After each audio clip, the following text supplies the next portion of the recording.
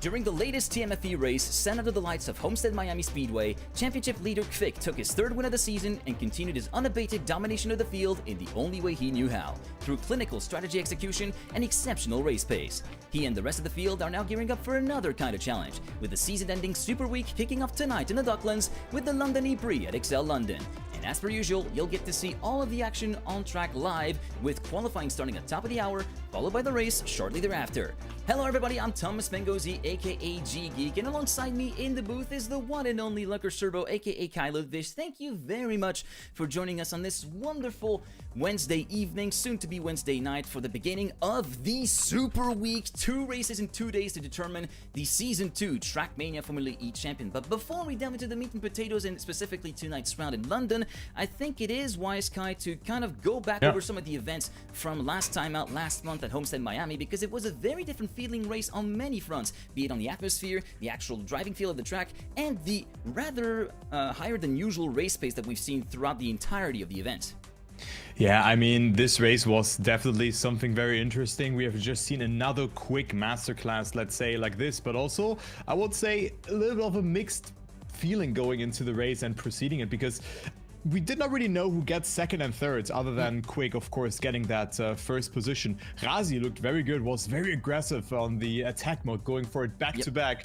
And then we also had Road Tracks with a very strong start, so maybe also a player we can take a look on to today, because he was the leader after lap number 1. Yeah, he was indeed the leader after lap number 1, and actually led 5 or 6 laps overall in the entire race, which is actually not bad going, considering that it was his first ever TMFE race overall. So, of course, he had a little bit of gripes going, trying to get along with the energy recovery system and energy management part, so he ended up running quite a bit short on energy remaining, which dropped him down to P14 at the very end of the race, but still a commendable performance nonetheless from the youngster. And yeah, Kvik just excelling where he does the best, just keeping his 2 attack modes alive for the better part of the first half of the race, and going for well, not back to back, but lap 28 first attack mode, lap 38 second attack mode, and backing that up with great race pace. Maybe not the fastest we've seen, as we have Wizzy with the fastest lap of the race in that sense, but Kvik managed to play his cards at the exact moment that he needed to, with Wizzy coming a creditable second, which does him well in his championship, and Wosa also picking up a creditable third,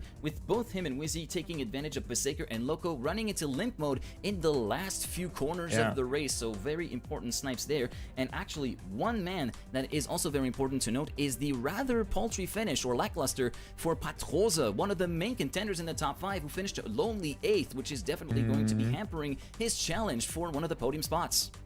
Yeah, I mean, Patroza with not a good finish, 324 points now in the total ranking. But what I want to say is Quick really just cracked the code of how you have to drive in this particular format. Loco and Berserker, limp mode, of course, and then we have had a lot of players who are very aggressive on that, and Quick just understands it the best and just figures out the turns perfectly around the track. And of course, now we have London coming up, we have Tokyo tomorrow, but first let's take a look onto the standings after round 4, because we have Quick, who is the lone leader here, 390 points. I mean, almost a predetermined GG, but of course for that he has to finish all the remaining races and should not end up in an 8th position like Patroza did in the previous race. Then Gennady on 2nd, Wolsal on 3rd, and it's actually a tie for 3rd position between Wolsal and Wizzy, because Wizzy had such a nice finish, as well as Wizzy in the last race. Both 2nd and 3rd, it was very close between them, and then Patroza dropping down to P5, and then there's a huge gap between 5th and 6th. Yeah, indeed. Warl, Heath, Bimi, James, and Marius89 completing the top 10 in that particular standings after race number 4, with Heath having a pretty lackluster race of his own. Unfortunately for him, Miami did not really suit the Frenchman well. Bimi having made some pretty nice splashes throughout the field during the race. James as well. Marius89 just trying to play the long waiting game, maybe trying to come away with the top 10 finish. And yeah, that battle for the top 5, 331, 331, 324, only 7 points between 3rd and 5th position. This is going to be the main storyline that we're going to be looking at and see develop, at the very least over the course of this first race here in London, because this is very much going to be determining factor for the potential, well, leeway of movements readily available for the next round in Tokyo, and also trying to determine the repartition of the cash prize. I'm trying to find the proper graphic to display there. I do have it as well, so just as a quick reminder, there are 10,000 euros of cash prize available in this season. 1,000 per race, 600 for the winner, 300 for second, and 100 for third. And the top 5 in the championship get the share 4,000 euros of cash prize, with, of course, the main champion coming away with 1,800 euros, second place coming away with a grand, 650 euros for third, 350 for fourth, and the remaining 200 euros going for top 5. So those last battles and those last points bank battles in the final races of the championship are going to be very, very valuable, both in-game and in real life. Yeah, definitely. I mean, the pay jump just from second to third is very, very large, and I think Wolson and Wizzy could make it work with a good race. But what I really want to talk about here is we've had the Berlin E-Prix beforehand already, the London E-Prix already beforehand, and we have seen an absolute phenomenal performance on this map by none other than Stufts. But we have only seen Stufts during race number 1, so he has won the race twice and got on the podium for second position on, I think, race number 2 it was, or race number 3. Race number 3 was the podium, and race 1 and 2 were back-to-back wins. Yeah, something along those lines, and I'm not sure if he's playing, right? I am not very certain, but he will not have a saying for the championship standings, but could definitely deny some points and could go home with those 600 euro for the first position. Yeah, indeed, and yeah, we've had 3 races in the past, of course, in the previous season, where we had 3 races that were set in one specific location. With a particular rain-stricken race in race number 3, actually, the weather played its hand quite a bit during the last few London rounds, all with its slippery goodness. And just as a quick point of reference, we do have the fastest laps and the best pole times from the previous 3 races. As far as the fastest lap is concerned, it is, of course, in dry conditions with attack mode, 48.126, courtesy of French driver Link. That was done in race 2, and also in race 2, the fastest qualifying time was courtesy of Stufts with a 51.554, and I'm going to be kind of interested to see how the drivers are going to be coping with that lap time, and if that particular mark of a 51.5 might be taken down a further notch, given that now the track has been out for a very long time. This is one of those that has already been released, and the players might have already practiced it very, very much in depth, just to get reacquainted with the lines, maybe not so much with strategy management, but they have maybe some points that they can actually base themselves off of from last season, because the race length is also going to be pretty much the same as it was, 40 laps around the Excel London circuit in this particular iteration, with the qualifying set to start in less than 2 minutes, actually. Yeah, less than 2 minutes, and then we are going to start. But I think you are mentioning something very important here. Players were able to practice this map beforehand, but how does it come into play? Because even in the first season, we have seen the track 3 times. So from race 1 to race 2, or also from 2 to 3, they were able to practice this map, right? So how much did they do that? For me, I talked to Hello Mark about it. He practiced a bit, but not too much. But also, what do you really want to practice? Is it the pace? I mean, you will certainly get Division 1 if you're a player by the likes of Patrosa, Berserker, or Wizzy, but you kind of want to practice the strategy, when to drift in a turn, when to go for a no slide, how to manage your energy, and I think that's the most important, the bread and butter to do good on this race, other than the sheer pace. Yeah, indeed, the key part, one of the key elements, perhaps the key element in this Formula E Championship on Trackmania is efficiency. Not only just managing to go fast on a single lap, but also trying to balance that speed with the amount of energy that you can recover throughout the entire race, be it approaching certain sections by coasting a little bit more, maybe not being too aggressive on a certain slide, and so on and so forth. Those tiny little marginal gains end up adding up quite significantly. It could very much make or break a run for a top placing in terms of points position, or even a race win in some cases, as the time is slowly but surely ticking down. 10 seconds until the top of the hour, Central European Summertime. For those of you who are just joining us, thank you very much for joining us in on this fine Wednesday evening or afternoon or morning or wherever it is that you're watching in the world. Of course, time zones are a wonderful thing, Wednesday. aren't they? Yeah, and it's already on Wednesday, and this is not the only racing action that we have. Of course, tomorrow, Thursday, at the very same time, will be the final race of the season, the Tokyo E-Prix. We're going back to where it all began for Trackmania Formula E, because it was in this very Tokyo E-Prix street track that on March 30th, March 31st, and April 3rd, 2024, there was the very first set of races in TMFE history, which were all absolute barn burners and filled with drama, but that's a topic for another day, as qualifying is set to start in a few seconds. We are getting the skip map and the game mode switch, so in about 10 to 15 seconds, give or take, we will be getting ready for the 15-minute qualifying/practice session. And I still vividly remember us sitting there at the Gamers Assembly LAN in Portier, which sadly did not happen this year. But we were casting the first race together, which was a lot of fun. I really, really like that. I think it was the first and second race, right? Because it was Saturday and Sunday.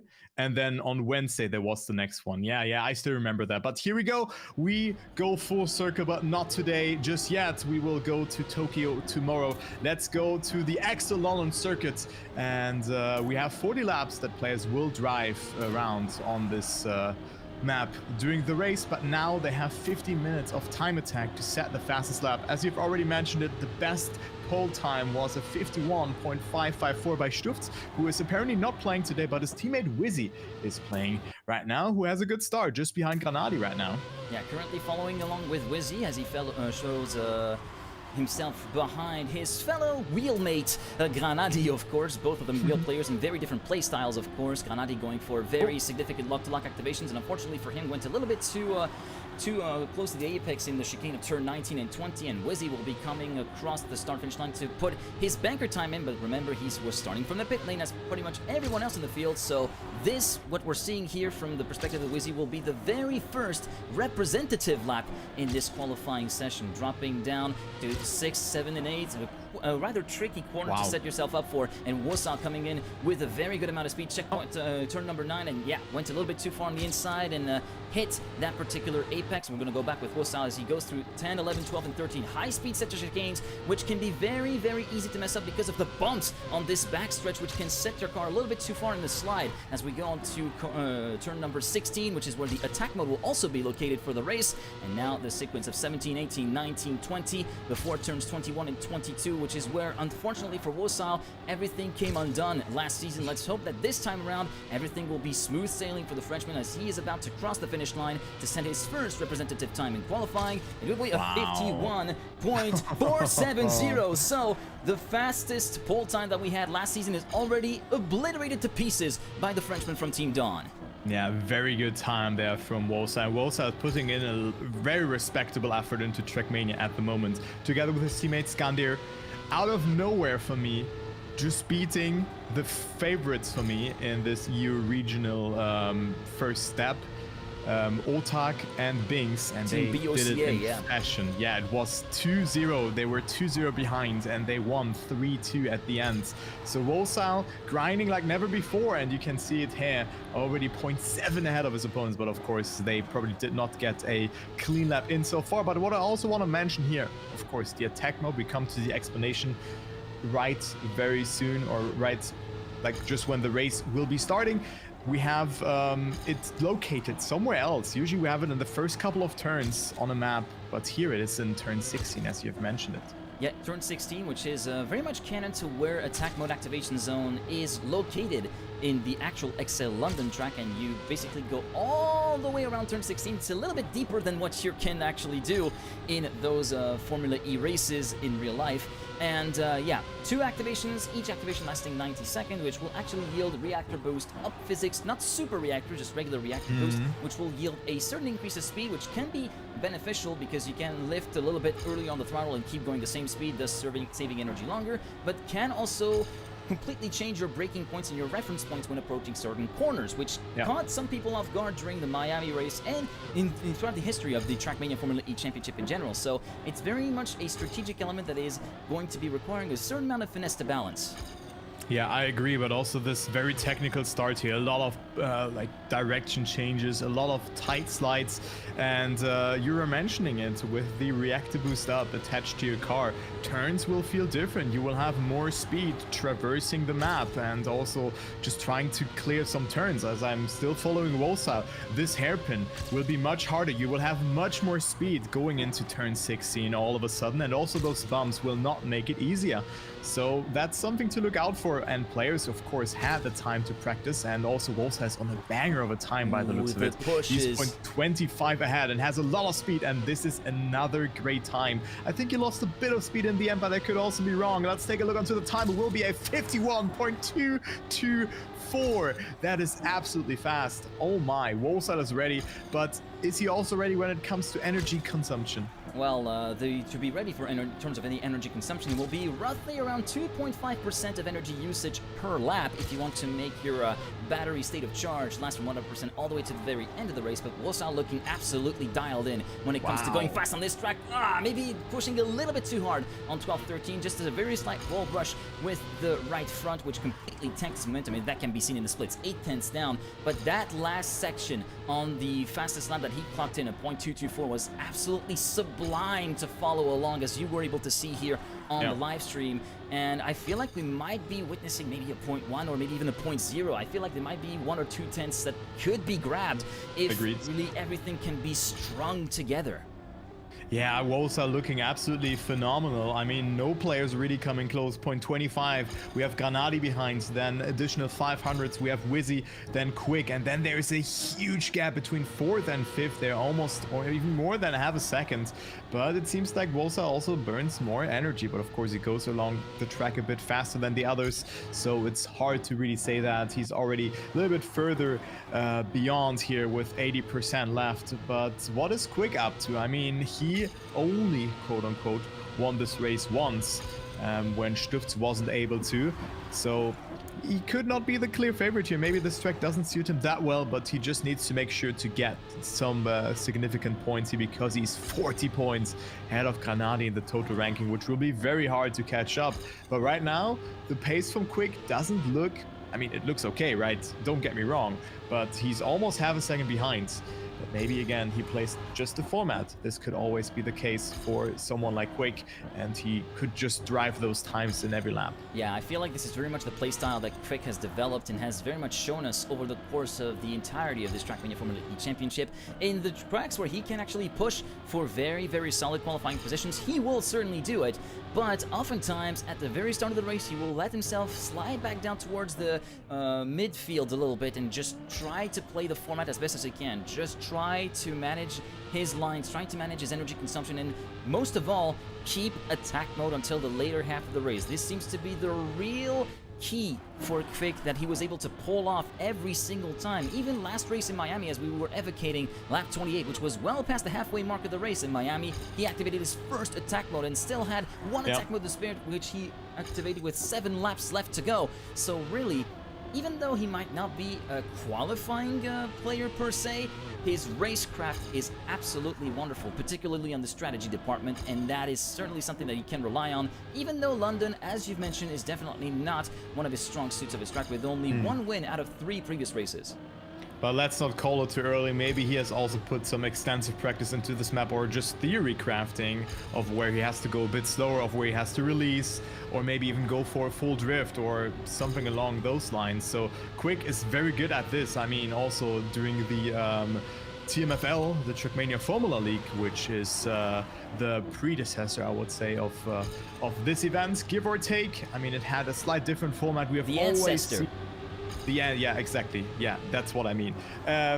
We have always seen a battle between Wolfsal and Patrose, and usually it was, sometimes it was close, but usually it was the person with the best strategy winning at the end. And then Quick came all along and was just the third force, let's say, like that. Indeed. So Quick. third force of the Really field, did. indeed. Yeah, Fick definitely developed well, and then, even though he was not able to capture a title in the former series, TMFL, he was able to capture the main title in TMFE with that last race in London, which was so exhilarating to call out, crowning the very first Trackmania Formula E champion in that sense. And we're following along with Patroza, which was one of the names that we've mentioned, and Patroza does need to play ball to be really much on his A game right from the start, and so far in qualifying it doesn't look all too promising. Only P5 in the current server that we are in, 8/10 down from the reference time of Wasile at 51.224 as a reminder. And also another reminder that what we're seeing here is essentially a curated server with some of the highest tiered players in the Trackmania Formula E Championship. This is not the only qualifying server that is ongoing. There are multiple servers ongoing at the same time, and it's at the very end of that timer that you see on the top left of your screen that all the times will be compiled to determine the top 50 top split composition of the race we're going to be seeing tonight.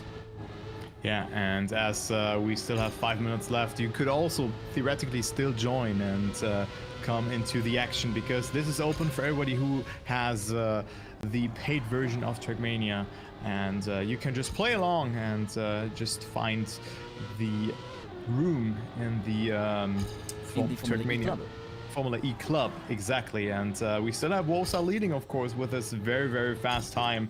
But right now we only have 10 players here on the server, so a lot of names are missing, sadly. But maybe they will join in tomorrow, or maybe they are also on move to a different server. This could also be the case.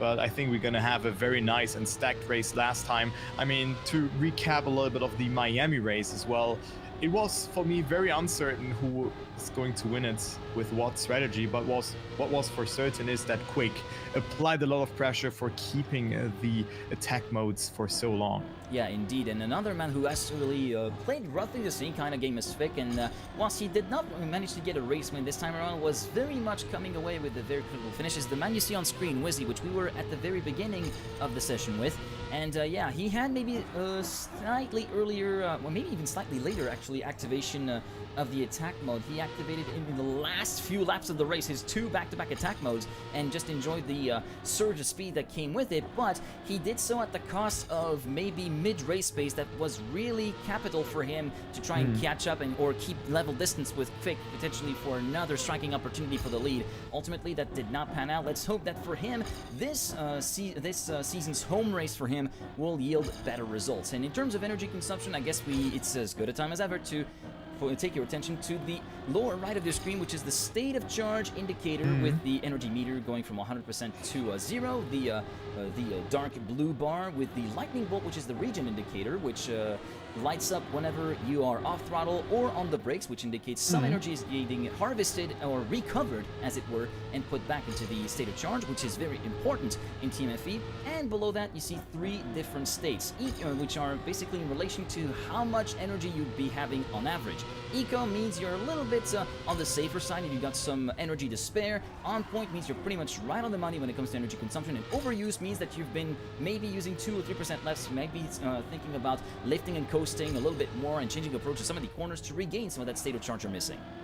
Yeah, so this will play a role during the live race, and then you're also gonna see like a needle that linear goes along as the race progresses. But as you've already mentioned, it's 2.5% of energy per lap that you could use, of course, give or take a little bit more, a little bit less, because with the attack mode you will harvest a bit more energy back and also consume a little bit less energy in that regard, but it's very marginal. I mean, it's like 10% of the race, let's say it like that, and you also have to go wider for that beforehand, so it's very hard to say that. So roughly 2.5% makes it a bit easier also for players to just do the math. What you really want to avoid is just dropping down to 0% during the race, because then you will activate limp modes, or you don't have any energy left, and then your car is just in a state where it hardly accelerates.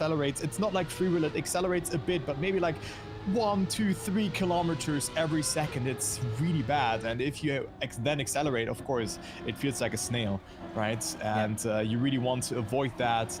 And last race, this really is what was the nail to the coffin for players like Razi, Roadtrax, and I think also Berserker and Loco, who were very, very aggressive onto their energy. Well, they were aggressive. They tried to save some back, but they were missing a couple corners. And the worst part is hitting limp mode before having to brake for a corner, because essentially you'll be basically stuck to the ground on exit compared to the rest, which are going to be just passing by, which is what allow basically Wosal, Granadi, and Wizzy to get second, third, and fourth respectively in no particular order. Of course, Granadi finished in P4 with a pass at the line because Berserker was just stuck in limp mode. Essentially the car just limping along, hence the name.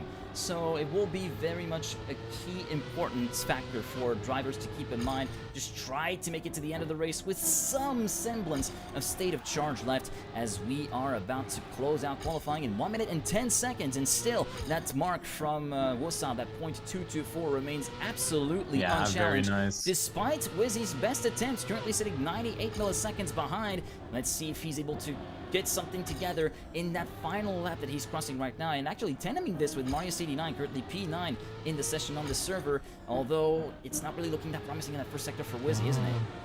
I think Wizzy just tries to get a comfortable line around this very technical start and just sacrifices that time. You know, he's not drifting there. He just goes for a release, a little bit of a brake strat, maybe just burns less energy, but for that case, Wizzy has been very conservative on his energy as well in some of those races. Of course, he did exceptionally well in most of them, but sometimes he was a bit too conservative.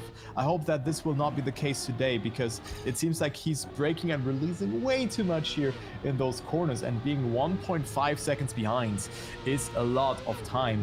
But we're gonna see how this will work. Of course, as Wosal, I'm very happy that we have seen that time on stream at 2:24, very fast, and the podium most likely for Wosal. I mean, there's also other servers running, but I think this will be a very hard time to beat. It is going to be a very hard time to beat, which is definitely going to be approaching him towards the better part of the grid, probably front row, if not pole position. I really reckon this is a pole position time that Wosal has cooked up. I would be surprised if that would not be pole or even front of the grid. Wosal, Wizzy, Granadi, Kvik, Patroza, Berserker, Yames, Whirl, Marius89, and Simon Luck 31 in this order on this particular server. But again, as a reminder, multiple servers are still currently ongoing, and all the times are being aggregated, tabulated, and compiled in order to yield the top 50 distribution that we'll be covering tonight here on this penultimate round of the Trackmania Formula E Championship.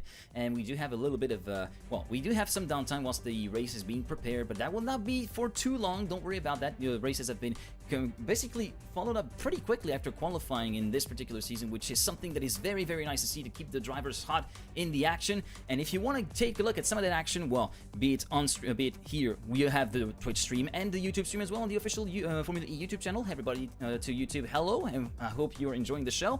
And if you want to get some of the action for yourself, well, check out the Formula E Club. Like we've evocated during qualifying, you will have, well, the Formula E race hub on race days, but you also have the Formula E training room in order to get a little bit of a peek at TMFE and get your first to grips with that particular game mode. And you also get access to the Formula E25 track campaign, where you get to play London as well as Tokyo and Berlin, and of course the 3 new tracks for the season, which are Trieste, Sao Paulo, and Miami. And last but not least, you get to choose one of the 12 wonderful championship liveries that have been faithfully recreated here in Trackmania, with the likes of DS Penske, Mahindra, Porsche, Tagoya Porsche that you see distant in the background, Maserati MSG, and of course the official championship car. All of them cooked up by the lovely Antoskins. This one is also very, very cool, very good looking. The Nissan livery, Nissan Nismo. By the way, congrats to Oliver Rowland for winning the Monaco E-Prix race 1 last time around. Also the Cupra Kiro livery. There is so much stuff to choose from and so many good looking liveries. Really, it's worth a look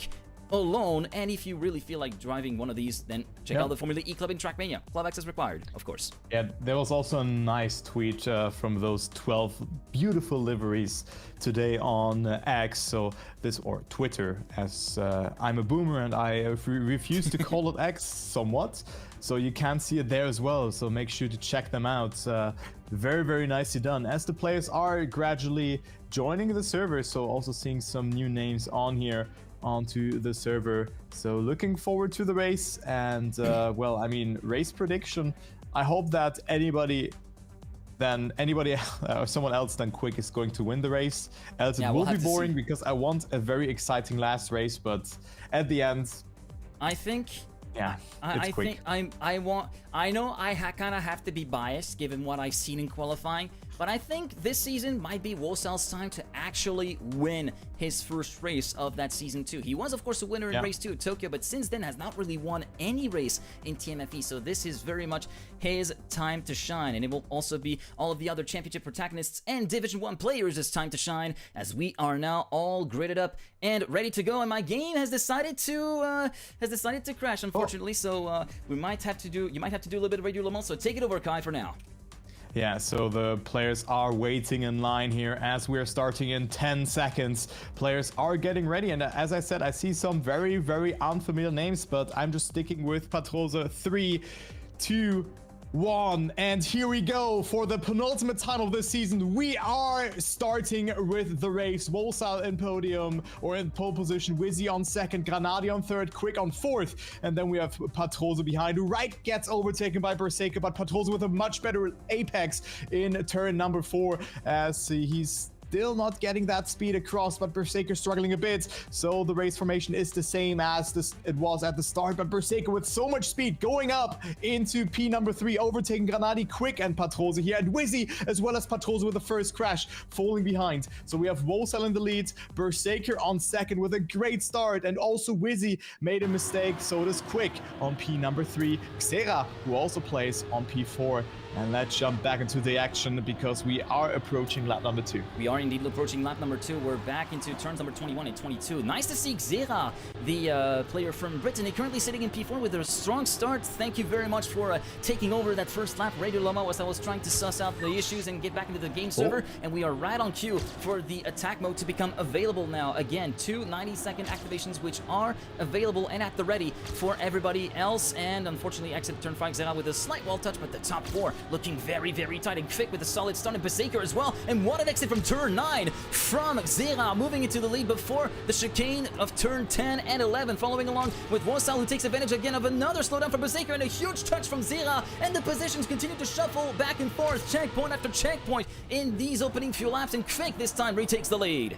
Yeah, Quick with a very good line, but it's still very close. But Wosal did not really have the best line along there. And look how much speed you really lose if you just misjudge one of those turns. Xera still on 4th place. Berserker with a beautiful exit. Look at the speed deficit that Xera has. And we have a new fastest lap, 53.618. Keep in mind, we have seen a 51.2 already on this map, so players are going much more different, and we also see the first attack mode activations coming into play. Maybe let's go with the Safe Meister with Marius, who currently is on 17th position, and then you can really see how much impact attack mode really has. Yeah, currently following along with the Safe Meister himself, Marius 89, as he currently tries to do battle with Mbit, who, and he actually had to concede a little bit of time there because the entry into that chicane from 10 and 11 was severely compromised with how much speed he was carrying through, as Kurisutina also goes through the attack mode loop and goes for his first of 2 activations for the Italian.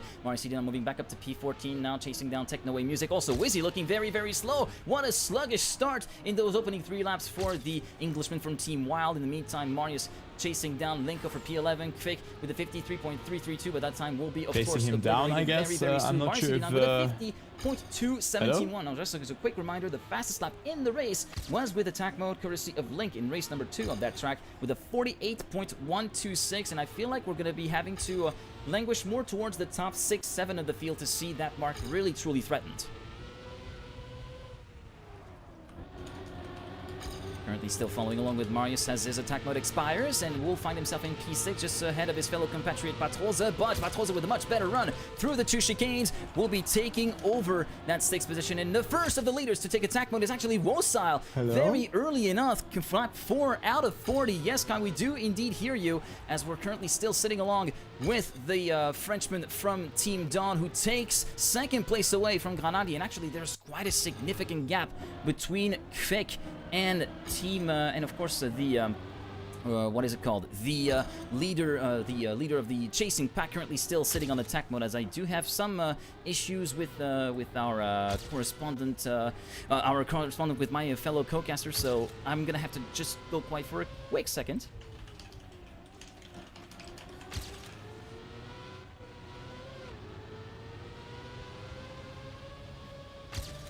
Hello?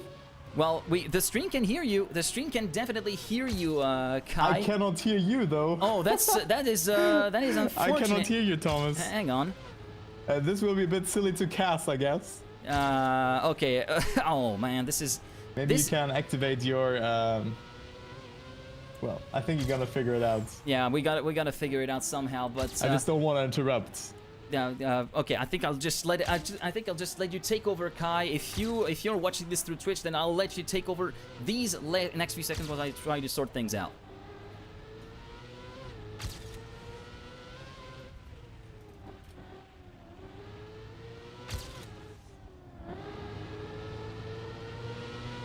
Well, it will be very chaotic to overtake, Thomas. I'll tell you that much. But I think this will give you some time to resolve the issue. So I'll just keep on talking. I'm not sure if you are. You can probably hear me. So let's go into the race. It's a bit of an unconventional situation, but we're gonna figure it out here. As Marius is on 3rd position after taking the attack mode twice already, and then we have Granadi now overtaking, who just took his first attack mode, so he's on 2nd position, but Wolsal still with a comfortable lead here of roughly 2 to 3 seconds. But will it be enough for Granadi to overtake him? It could be the case, because Granadi will have a lot of speed going into the next sector. Alright, so here we go then from the perspective of Mars 89, now down to P4, as we're going to be continuing to following along with the Safe Meister himself as we continue to wind down the laps here on this 40-lap race here at the London E-Prix. The first out of 7 laps out of 40 completed here in this particular race, as continuing along the backstretch for the one and only Safe Meister. Now moving back up towards the lead with Fosile taking over the lead of the race now. Well, still sitting in the lead of the race. Very sorry, very apologies for some of the troubleshooting that has to be happening in the middle of the race. Very unfortunate technical circumstances, as you can probably imagine. Fake, in the meantime, 2.6 seconds now. That's to be expected. He has not activated his attack mode just yet. Granadi has in lap number 7, currently sitting at 1 minute and 2 seconds of attack mode remaining for the German. Fastest lap of 49.113 for Wosai, with attack mode still 1 second away from the mark of the fastest lap of the race. And as for those who have already activated their attack modes back-to-back early on, we do have Mario CD9, we have Kurisutina, and also Miracle in the top 20, as we're going to be following along with the man from Team Split Academy. And currently looking to battle in the midfield and trying to chase down Mbet, even though he's lost plenty of time. And I want to do a quick sound check. Turbo, can you hear me? Apparently, yeah, I can hear you, but only on the stream. So I have to watch the stream to hear you. And here we go. So I'll just give you some time to resolve the issue to join the Video Ninja room. And let's go ahead and jump into the next and also last attack mode activation from Wosal. He wants to make a little bit of a room to Quick, who still has both attack modes left, and then Granadi's attack mode, also last attack mode, is running out. So this does not look that good for them. I mean, 6.4 seconds now of a gap for Granadi towards Quick, but he still has 2 attack modes left. It will be a very long attack mode to trigger, as Quick certainly knows that going into turn number 16. But he still is not going for it, as we are almost 1/4 through. And look at the needle here as well for Quick. It looks really good. He is on point with his energy, and that's what we were talking about the race before. And you see that small needle there as well. On point energy consumption for Quick. Let's take a look how it looks for Wosal. Jumping between on point and overuse, and also 13 seconds of attack mode left. And he is overusing an on point, so he's very aggressive, and we've already seen that during the qualification, where he really was aggressive on his energy.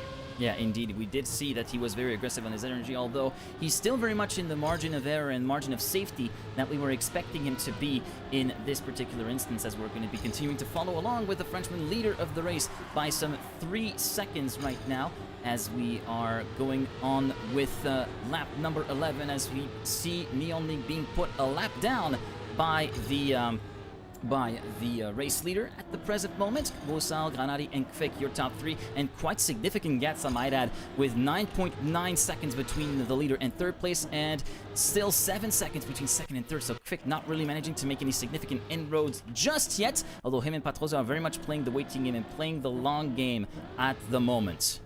Yeah, so here we are back again. It just seems like I was just in a different room, or something was wrong with Video Ninja, because even with the disconnect, we are back on live timing. it did not seem like you were in my room, and so I had to disconnect and connect again. So that was an interesting one. That was the first time that I've had that, even though I worked with Video Ninja for quite a long time already. But here we go. We are back to normal schedule. And it seems like it's the usual race, you know, everybody just drives away with it, with the attack mode on the first couple of laps, and then Kvik holds on to it. But also in this race, Patroza still has both attack modes left, but is heavily overusing, as you can see. And again, Kvik has cracked the code. Even though he made a small mistake, his energy consumption is right on point. This looks very good. And also look at Xera, 67% energy left. My guy, dude, you will not make it to lap 37 like this. Although, to be fair, I would not really blame Xera because he's not familiar with the game, and I think we haven't seen him in the championship at all until today. So I think it's his very couple of races played. Maybe a couple of races. So he might still very much feel very rusty when it comes to energy management and just driving it like a regular race. But I mean, it still allows the Frenchman to really find his bearings and just find himself a driving style that suits him. Even though that will be very, very much costly in the long run. In the meantime, the fastest lap of the race, Vosal getting close to that point 0.353 for the race leader, 5.1 seconds up the road, currently sitting on 69.1%, back on the on-point range. And actually, you were saying that Patroza was overusing, but actually he's playing the same sort of efficiency strategy that Kvik has. They're roughly within 0.1 to 0.2% state of charge of each other, and still having a significant advantage of 0.8% compared to the race leader Vosal. So I feel like they might have the last laugh come the last third of the race, when they're really thinking, okay, now I can actually go for those back-to-back activations and completely obliterate the rest of the field.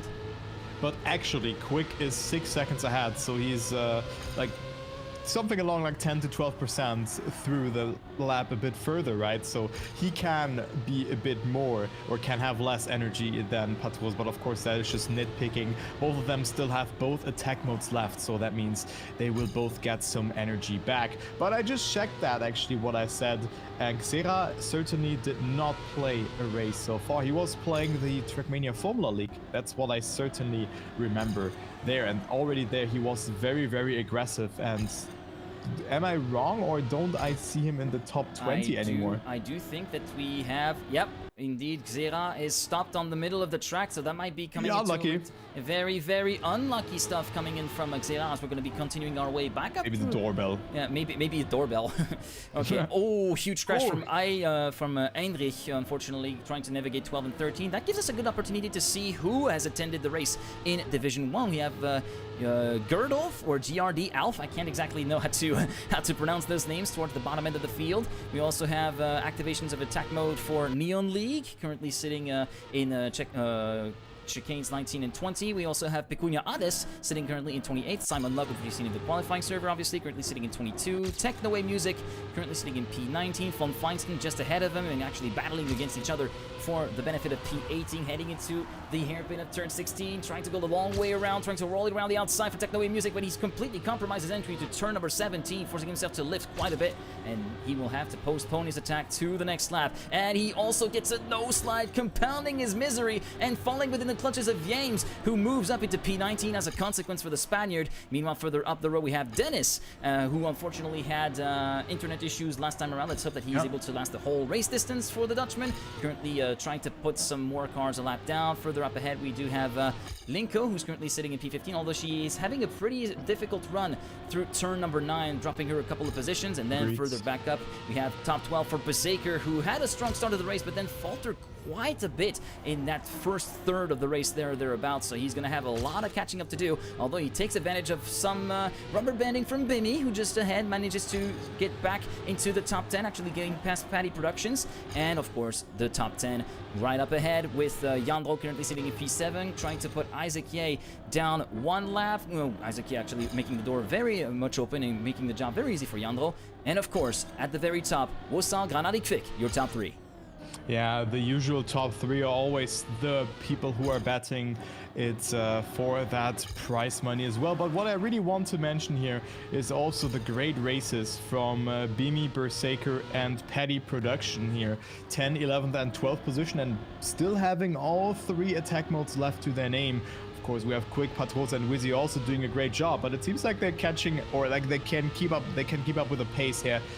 And this looks very nice, and also cool to see some newer names right along those 30 to 40 positions. I mean, I see a lot of names that didn't really ring a bell to me, but also a lot of players that I certainly know of. I see Hello Mark Twitch on there. I see Nano. Very cool to see one of the organizers of this event playing as well. Then I see Peku as well, who's playing a lot of competitions, and we will see him in Lithuania next week as well, which will be very nice alongside his teammates. And you've already mentioned a lot of the other players, so that is very nice. Right now, also no rain in sight. This could also be a possibility during that race, as it is slowly but surely, like, the gaps are getting bigger and bigger, and we're still waiting for the first couple of attacks. And also attack mode activations thereby from Quick, Patrose and Wizzy, still holding on to that as Kurizotina and Wizzy fighting it out for P5. But it is Wizzy with a great defense here, and Kurizotina maybe a bit too aggressive on that turn, oversteers a little bit too much there, and will not have as much speed as Wizzy on his home track. Honestly though, Kurizotina, he was one of those that actually went for back-to-back attack mode activations, but he is one that managed to get a somewhat oddly satisfying, well, energy consumption routine. Maybe leaving a little bit too much space on the table, but look at this. He's perpetually in eco mode. He still has 58.8% state of charge remaining, and is consistently 2 to 3% better off in terms of state of charge compared to the top 3, even though like 3 people, 1 player in the top 3 and 3 players in the top 5 still have dual attack modes left, so he's not really going to be able to do anything with that. But maybe if there's a catastrophe coming the way of Wosal or Granadi, I feel like the Italian could reap the spoils and maybe clinch his first ever podium in the series. I mean, I know it's a very, very long shot, don't get me wrong. There's still 20 seconds of deficit to make up, but still, it's nice to see that he was able to get himself into a bit of a slot that could be advantageous come the checkered flag. I think he will get a good finish though, like that is for sure. Let me quickly check what his best his finish is. If is it Christina? What do I have to check? Because okay, it's the wrong ranking, and I need to double check on that. But I'll give you the info once I am right back here on the grid. But 22 seconds, as you were mentioning it, that is a very, very good and respectable performance. So lovely to see that. That is for sure. But maybe if he pushes a bit further on and 1 or 2 of those turns, he could really attack the likes of Wizzy, Patrosa and Quick. But I think top 3 will be very hard, as we see the first attack mode activation for Wizzy. So maybe let's focus on him and see how much gap he's going to clear. Alright, so 22.8 seconds, the gap compared to the leader that you can see on the left-hand side of the screen in the totem, which will also alternate with the state of charge remaining for every player, and already coming onto the start-finish straight, moving up to P5 past Kurizotina, and he has a lot of lap traffic to clear, as we do have It's Alpha just ahead, sitting in P28, as Wizzy gets a much better run from turn number 5 and 6, 7, and 8, and he has to be so tentative. He has to release so much approaching some of these corners there, as he will be, of course, putting his regular laps to shame, quote-unquote, in terms of regular pace, 53.495. That mark will be, of course, obliterated, and I'm kind of curious to see what sort of lap time we'll be able to put together as he continues to make his way back up the field. 40 seconds of attack mode remaining, the gap whittled down to 19.6 seconds, still currently sitting in P5. He's trying to catch back up to Patrosa. You can see the name tag right there, and he's soon going to have visual contact with the German driver as he comes across the start-finish line in a couple of seconds here in the blurry mess of all of the name tags intertwining with each other.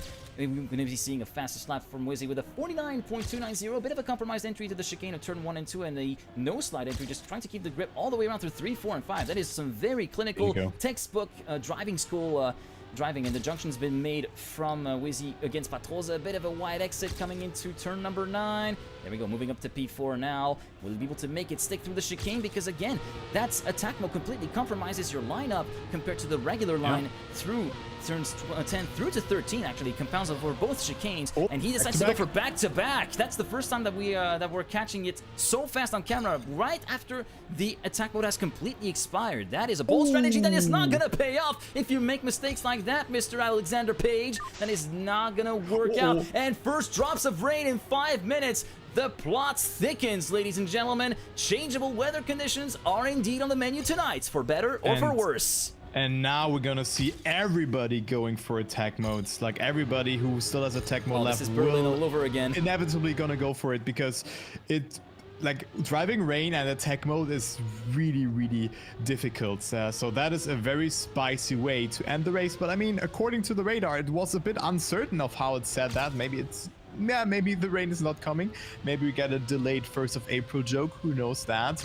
But here we go. We have Quick going into the last parts of the attack modes, and his energy consumption, as I said, is on point. Maybe a bit of an echo usage there. And I mean, energy will not really play a role now, because with rain, if rain really occurs, rain will, like, you will use less energy then, that is for certain. And now you could be very aggressive on everything. Yeah, I think it's very much the advice to go for back-to-back activations. This is his very first activation of the attack mode, with still 50 seconds remaining on the clock for that first activation, and it's better to just get it out of the way now rather than have it left in the rain, having to take it in very slippery conditions, because whenever that rain hits, it's going to be all about car control whenever the grip starts to really, really lower. And yeah, while those Trackmania cars, they do have some grooves in their tires, they don't really evacuate all that much water, as some people have found out the hard way, especially during race 2 of this season in Berlin, where Quick, along with Patroza, and as well as Granati and Wizzy and Berserker, have found the outside walls on pretty much almost the same corner. So probably one of the craziest moves in the entire season, as Von Feinstein completely bunked up the approach to 6 and 7, thus completely opening the door for Quick to put him a lap further down, as we continue to see Quick now making a run for the lead with a couple of seconds left of attack mode, not quite making the move stick just far.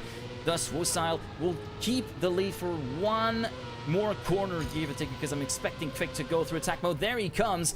Once again, back-to-back attack mode activation, but this one justified, as he does not want to deal with that reactor boost up whenever the track gets wet. Yeah, that is for sure. And you can also see how much time you really lose when you go for the attack mode. So it's a long-term investment, as you can say, if you, of course, see long-term. I mean, 1 minute on a race is a lot of time that you need to that's a little over a lap, essentially. Yeah, that is 1 to 2 laps, something along those lines. So Wosile is getting overtaken by Quick here in just a couple of seconds. But now the question is about what will happen with the rain. What will happen there? Huge crash from Wosile, who went too far on the inside of turn number 1. And Granati, yeah, Granati's going to be able to maybe reap up the spoils. Well, not quite, because Wosile did not lose all that much time, all things considered. But still, that was such a hefty 1.3 seconds, I guess, from Wosile on the way into turn number 9. Went too far to the apex and thus clipped with the right front, which sent his car into the air, almost flipping over. That could have been the end of the race there and then for the Frenchman from Team Dawn, but lucky for him, he's still on the racetrack and racing, and now within visual reach of Granati just up the road as we come onto lap number 26. We're more than halfway through the race. Granati still a little bit too much on the overusing side of the energy meter, 34.8% remaining, maybe a little bit of lift ticket ghosting that will be warranted, but that will be, of course, by default, since the rain is set to arrive in a handful of laps time now. And also, what I find very interesting, one of the best person in the rainy circumstances, Berserker on P8, still has both attack modes left. I don't know what this guy wants to cook, but I mean, he could definitely end up on a podium, because he is coming from Trackmania United Forever, and there we have the coast environment, which feels very, very similar to the rainy tire stadium car physics, let's say like that. And I'm not sure why he still holds on to this. Maybe he did not really realize it.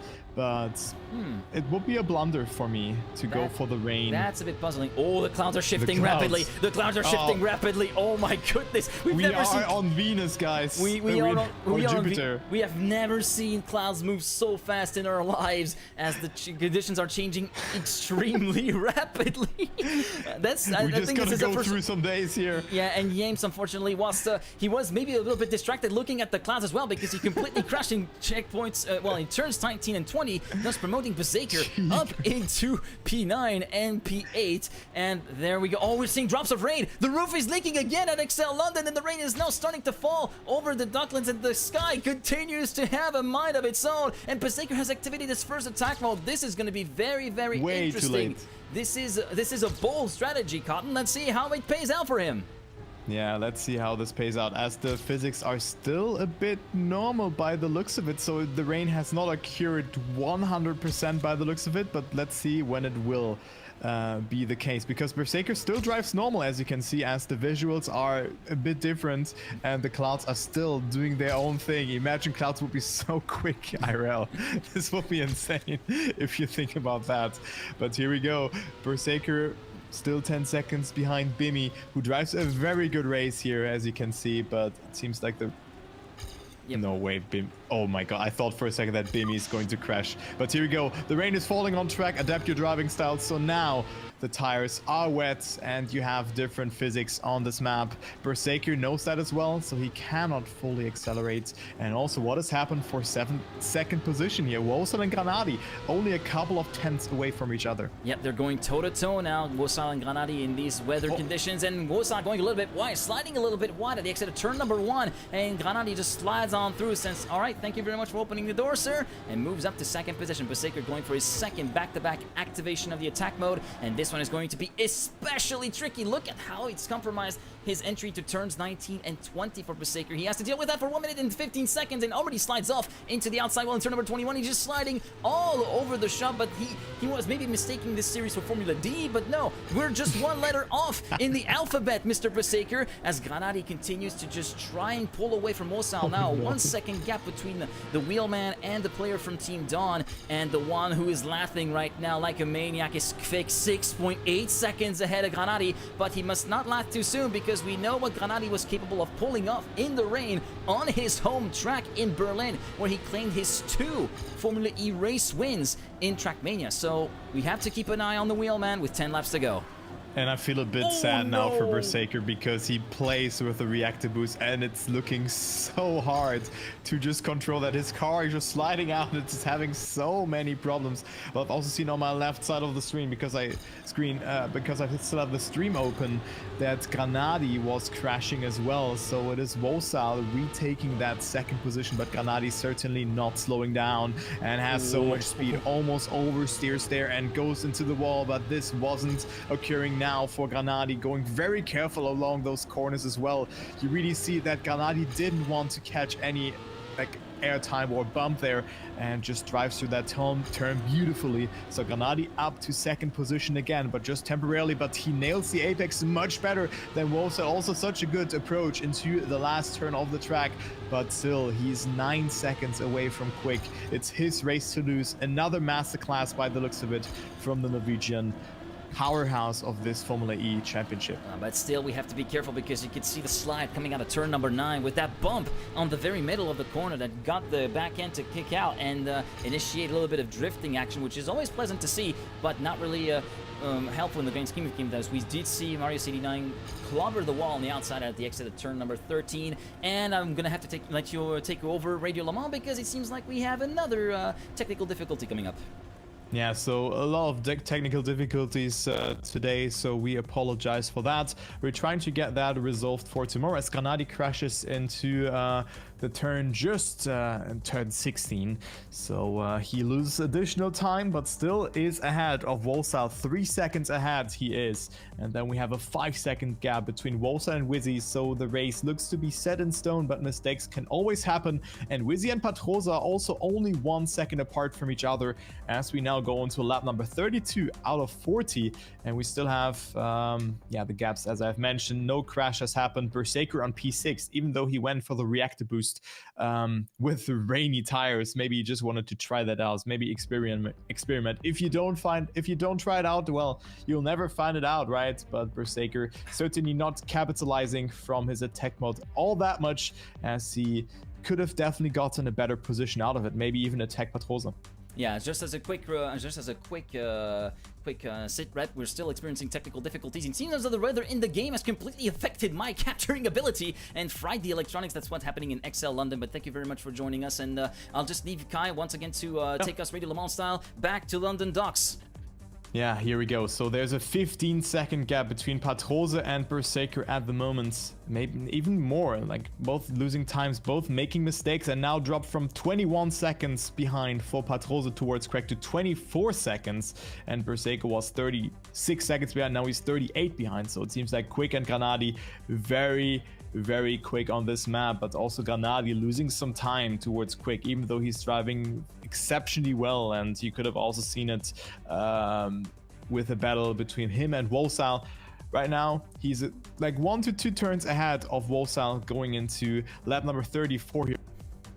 And Quick still lonely in the lead, and only has a couple of more laps to drive. 10 seconds ahead of Granadi, and then Granadi is 6 seconds ahead of Wolsal. Just 3 to 4 minutes ago, it was a dead even battle, as now Granadi has a big room, and also for the championship ranking it will be very important, because Granadi is at 350 points and will extend his lead to Wolsal and also to Wizzy with that, which will be certainly very interesting, because not only are Wolsal and Wizzy head-to-head, toe-to-toe right now in this race, they are equal, like to the 100th in the checkpoints, but also in the point ranking they are tied.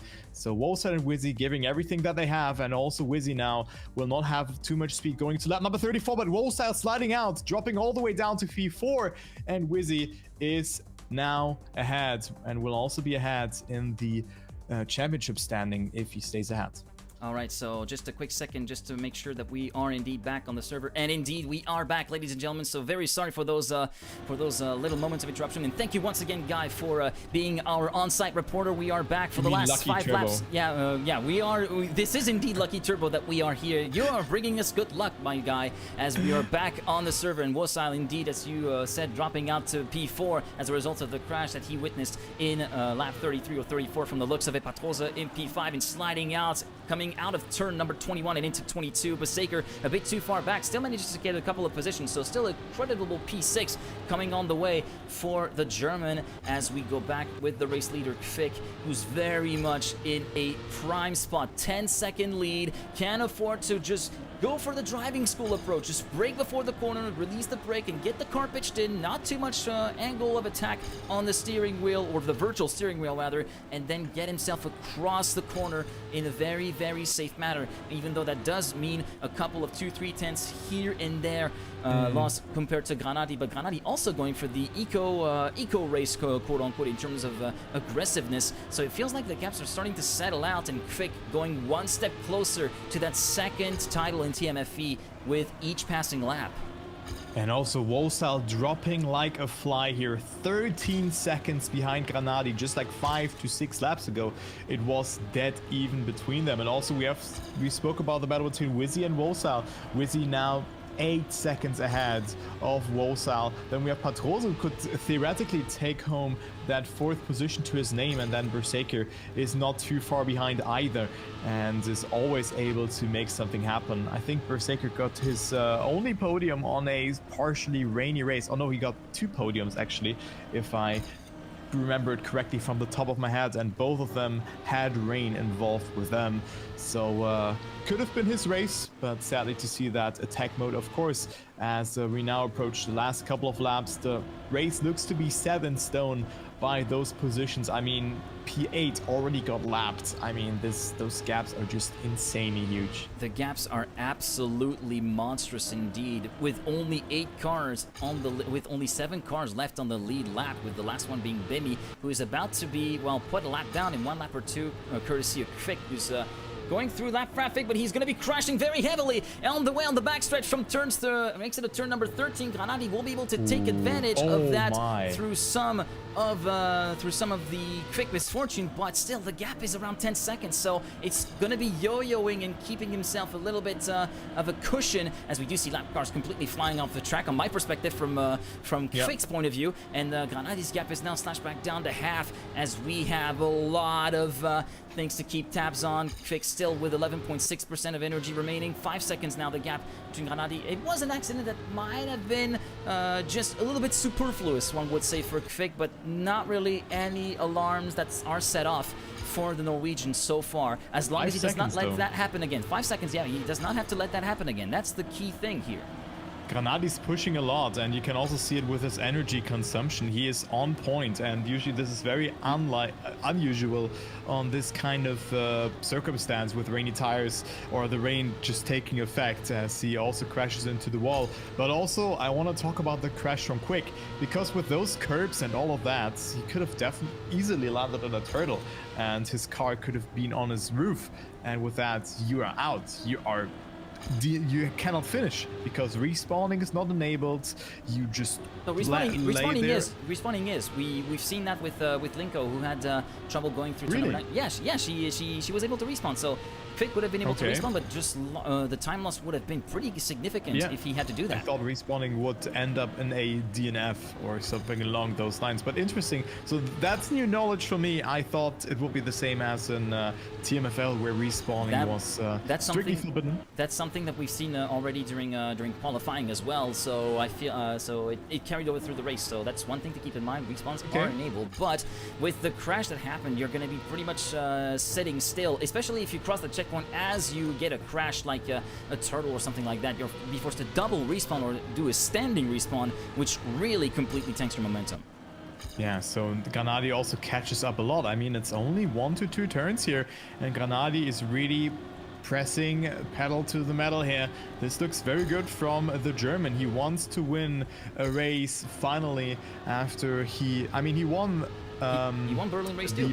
He won Berlin. He won race 2, but he still misses out on the second race win. I mean, he's the only one who was able to beat Kvik. Of course, he could do it again, but he only has one more lap left, and it's 4 seconds, so a mistake has to happen for Kvik, else it will be another victory, the 4th of the season for Kvik on the penultimate race. Currently following along with Kvik, the race leader, as he winds down the final lap, just takes every single precaution. Look at how he lifted through turns 12 and 13. He knows what happened a couple laps ago. He does not want that to happen again. He wants to absolutely safeguard that first place. Turn 16, great tidy line through there, and the Norwegian is at it again with the master class of strategy execution that he knows to pull off better than anyone else, and he comes across the start-finish line in a few seconds as he exits turn number 22, and Kvik will take his 4th win of the season in 5 races in this season of Trackmania Formula E, and thus gets closer and closer to defend his title. Granati will finish in 2nd position. Wizzy will claim a podium spot, whilst Patroza and Wosal will be battling for P4, and Patroza did manage to get the move stick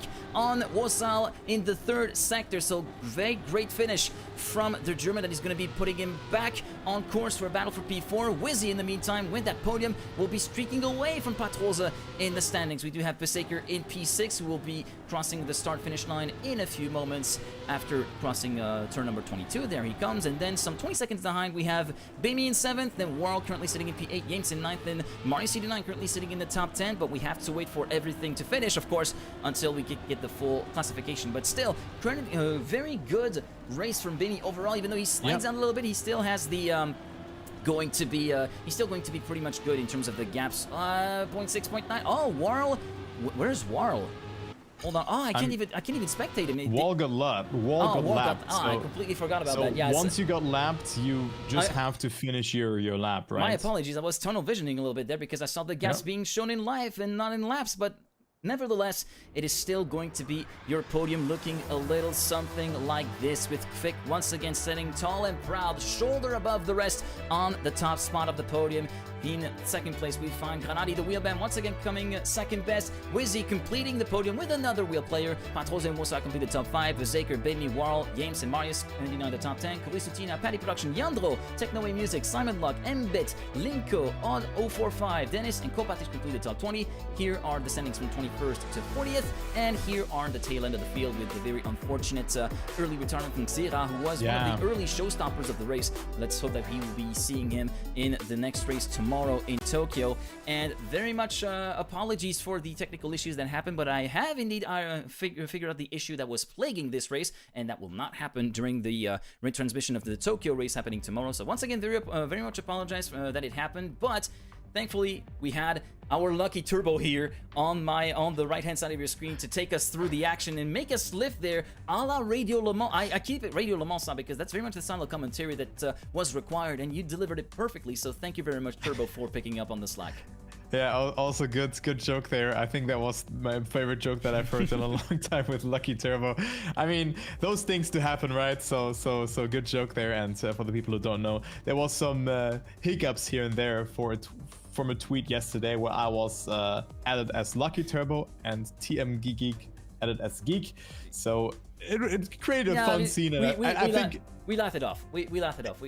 It created, I think, some good hype up for the race. So those things can happen. It is completely fine also to give a statement from us, out from us in this way. So those things do happen. We're all humans, and you know, make a fun joke out of it, and well, you know, we close the chat. It's either someone has had a bad night or had a bad day, and you know, it happens sometimes. As you said, we're all humans, so it's better to laugh it off. And I mean, it still gave us some good jokes to pass around here and there in this race. And I hope you've enjoyed the show, despite some of the technical issues towards the last third of the race when it was rained out for some reason. Maybe there was some distant thunder way above the racetrack that completely disabled all the electronics multiple times during the race. That's forced you to go Radio Le Mans style. But again, thank you very much, Turbo, for picking over, and thank you very much for watching this fifth race of the Trackmania Formula E Championship. But this is not the end of the championship just yet. Back tomorrow. Tune in tomorrow, same time, same channels, be it on the Trackmania Twitch channel and the official Formula E YouTube channel, for the 6th and final round of Season 2 of Trackmania Formula E, and we're going back to where it all began. We're going back to the Tokyo Big Side, the Tokyo Street Circuit, for the Tokyo E-Prix. And with Kvik having his hand on the title, we're coming back full circle and maybe witnessing another exploit from Mr. Kvik, who won race 3 in Season 1 of Tokyo. Or maybe finally a Wasau win like he claimed in race 2, or maybe an absolute zany end of the race like we had in race 1, where everybody went in limp mode just a few measures from the end, allowing Scappi to take the win. So there is a lot of stuff to look forward to, and you have to come back tomorrow to see all of it. Thank you very much for watching. This has been us from now. Much love, be kind, stay safe, and see you tomorrow for the season finale. Godspeed, people.